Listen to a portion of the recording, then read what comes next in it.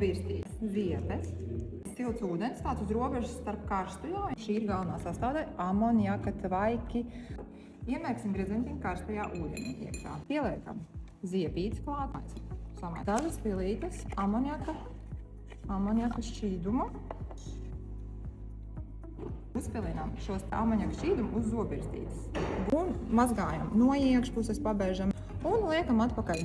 Ņemam ārā. Iedomāsimies, ka mums te ir tekošs silts ūdens. Noskalosim gredzentiņu, noslaucīsim salvetītē, mīkstā, ne abrazīvā. Ideālā variantā, ja jūs varat vēl paņemt fēnu un izpūst ar siltu gaisu no gredzentiņa ūdeni ārā.